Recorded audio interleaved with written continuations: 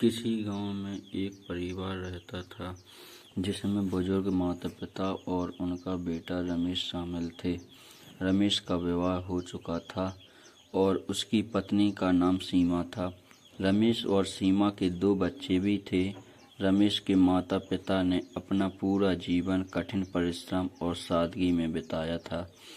उन्होंने अपने बेटे को अच्छे संस्कार और शिक्षा दी थी।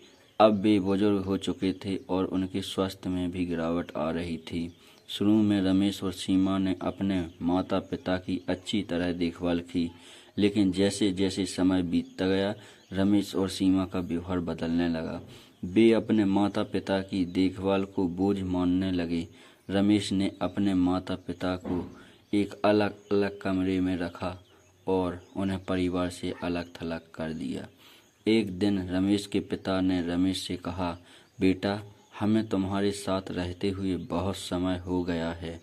हमें ऐसा लगता है कि हम तुम्हारे लिए बोझ बन गए हैं। रमेश ने गुस्से में आकर कहा, हाँ, आप लोग सही कह रहे हैं। आप लोग हमारे काम के नहीं। अब हम आपके लिए क्या करते रहे। रमेश की बात सुनकर उसके माता पिता बहुत दुखी हुए, लेकिन उन्होंने कुछ नहीं कहा।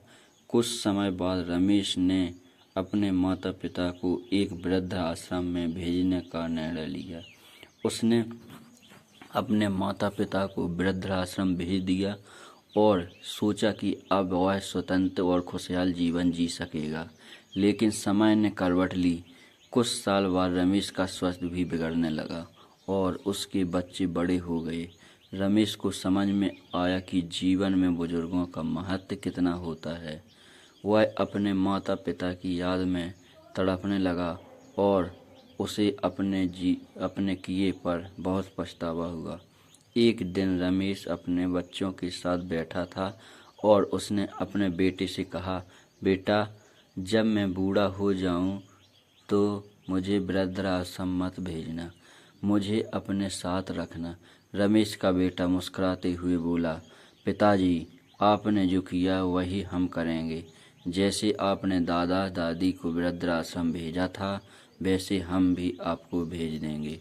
रमेश की आंखों में आंसू आ गए और उसने अपने किए पर गहरा पछतावा किया। उसने सोचा कि अगर उसने अपने माता पिता की सही तरीके से देखभाल की होती तो आज वह इस स्थिति में नहीं होता। यह कहानी हमें यह सिखाती है कि बुजुर्ग माता पिता हमारे जीवन का आधार होते हैं। हमें उनका सम्मान करना चाहिए और उसकी देखभाल करनी चाहिए। जीवन एक चक्र है और जैसा हम दूसरों के साथ करते वही हमारे साथ भी होता है। इसलिए हमें